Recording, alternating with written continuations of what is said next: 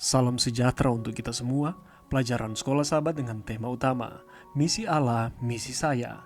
Pelajaran pertama, Misi Allah bagi kita, bagian pertama. Sabat petang. Ayat hafalan, tetapi Tuhan Allah memanggil manusia itu dan berfirman kepadanya, "Di manakah engkau?"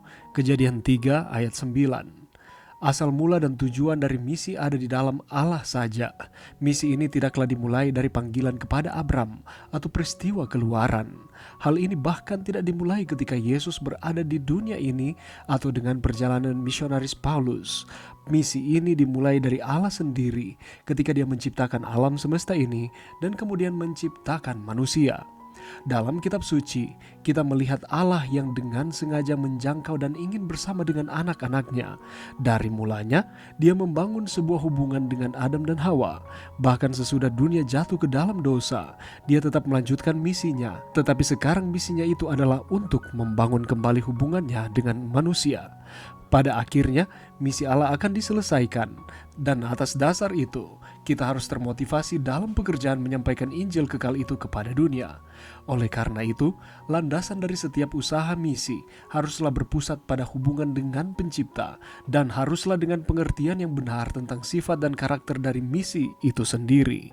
Tetapi sebelum kita memahami misi Allah ini, penting bagi kita untuk lebih memahami Allah yang memiliki misi. Pelajaran yang bisa kita dapatkan pada saat ini, Allah dalam Alkitab adalah Allah misionaris. Sifat dan karakter misionarisnya pertama-tama berakar pada inisiatifnya untuk menciptakan manusia menurut gambarnya dan kerinduannya untuk berhubungan dengan mereka. Hubungan Allah sebelum kejatuhan dengan Adam dan Hawa ditandai dengan persekutuan setiap hari di Taman Eden. Penulis rohani mencatat selama mereka, Adam dan Hawa, tetap setia kepada undang-undang ilahi, kesanggupan mereka untuk mengetahui, menikmati, dan mengasihi akan terus-menerus bertambah-tambah. Mereka akan selalu memperoleh pengetahuan yang baru dan memperoleh pengertian yang lebih jelas lagi tentang kasih Allah yang tidak terbatas dan yang tidak pernah gagal itu. Sayangnya, dosa merusak interaksi tatap muka tersebut. Namun kejatuhan tidak mengakhiri misi Allah kepada umat manusia. Kejatuhan mengubah misinya kepada suatu dimensi baru. Setelah kejatuhan, misi Allah berakar pada inisiatifnya untuk menebus umat manusia yang telah jatuh. Karena janji penebusannya dalam Kejadian 3 ayat 15, Alkitab secara keseluruhan adalah narasi dari berbagai upaya misionaris yang dilakukan oleh Allah untuk menyelamatkan dan memulihkan umat manusia yang berdosa kepada rencananya yang semula bagi mereka. Karena misi adalah sifat Allah, atau yakni misi berakar pada sifat dan karakternya, Allah menolak menyerah untuk kita. Sepanjang minggu ini dan sepanjang triwulan ini kita akan mempelajari satu topik pembahasan yang baru, yakni misi Allah, misi saya. Di pelajaran yang pertama ini kita akan pelajari bersama-sama mengenai misi Allah bagi kita.